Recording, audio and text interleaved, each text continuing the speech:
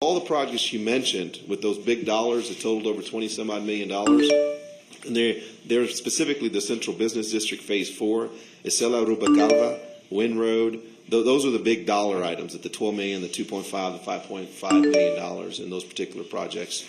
Those were all reprogrammed. So those environmental issues didn't go away. Innuendo or the insinuation was about that. Had it come up to some level of concern that the TxDOT officials in Austin would have made us aware of it, certainly we'd have shared that information. But we always want to ensure if we share anything with the council that it's accurate, that it's not just gossip or it's not just innuendo, and that happens a lot for some reason. And so we wanted to verify that, and what we found is it was a review, and it was just a matter of how they reimburse on their amounts. I know we had a question from one of the media outlets about that was going to balance the TxDOT's budget. We're not aware of anything related to how that question and the review have any correlation or any relationship at all whatsoever. So with respect to coordination on the environmental reviews and everywhere else we can coordinate with TxDOT, we welcome that and we want that. And again, I will repeat, and I hope this is published, that we volunteer to pay for the environmental review so we can reduce the time frame with which that takes place. There's things we have to do as well to get that ready for an environmental review. But if it's ready, it still has to be reviewed, and it goes into a queue, and it takes a long period of time, much longer than what is typically the time frame that you take for that environmental review, and that's troublesome because that does prevent items from being accelerated. And I really think that's the discussion today. We're talking about projects and accelerating them, not losing funding for them, because I'm not aware of any funding that we've lost for any of these projects. So you can confirm. I have the floor. I have the floor, Mayor. I know, but I want him to answer a question that he missed from yours. And her statement was made that the policy board created policies and brought it forward to the city. It's a very important project in her district. Okay. I guess I'm just not getting a clear answer right now, and I'm hoping Ms. Nyland or Representative Nyland, if you don't mind shedding some light on what you meant by this Texas Department of Transportation, the fact that there could be some accounting on some paperwork that was not filled out properly. That's correct. But when the call for projects comes about, if we have not done the environmental assessment, again, it's dead on arrival.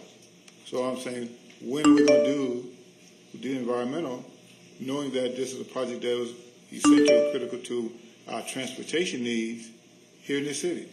Not just because it's my district. The one project where similar thing happened to you with respect to a park, and I said, well, we're going to do that. And so that's why we followed up. And if you recall, I gave you the thick documents that this got delivered today, because I think that's the only way to really change the mindset and your trust factor. $1 million. The MPO became aware pretty quickly that there were issues with with many of the applications that were submitted. In total, the MPO got 23 applications. These were the 4 city projects that had issues that were deemed ineligible. They were deemed ineligible for everything ranging from missing CMAQ analysis to the funding splits being incorrect that Representative Ordaz went over. We're not because we're about to propose a 6-lane highway right next to a very environmentally sensitive area of the east side. So we absolutely do not believe we're spinning our wheels, but you do have to prepare the environmental document to find out what the impact is going to be, and the environmental document also gives you options for mitigating what that impact is going to be. So we got to go through the process. We got to get the schematic design done so that we can begin the environmental document.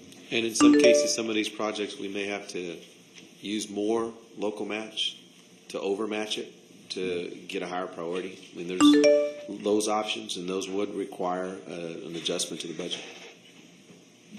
And that is part of the change. But that doesn't mitigate environmental concerns. No, sir. No, sir. But it does.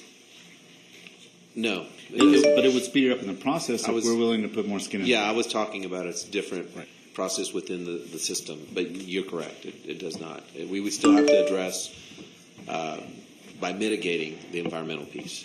Okay. And I would just comment that if council wasn't so set on attacking staff members at times, Thank you, Ms. Nyland, followed by Ms. Acosta. Thank you, Mayor. Since Representative Ordaz has chosen to put me at the epicenter of this, and I'm not quite sure why, I'm one member of, obviously she's already indicated several members that represent the city. What I did do last week was in the budget session, I raised questions, which is my job. That's what I'm supposed to do.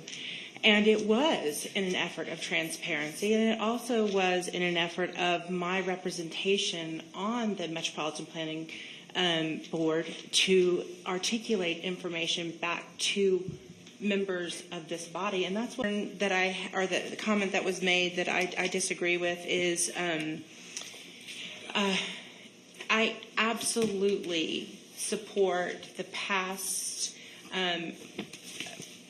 action that was taken and direction that was taken of the composition of the board. I think that there's real value in having members, key members of staff on that board. Number one, city manager needs to be on there because we as a board set policy, the city manager executes the policy.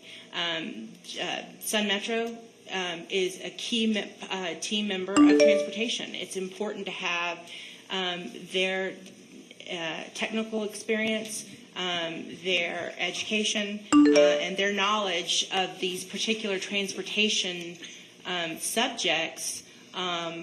They're accessible to you and weighing in on the projects. A lot of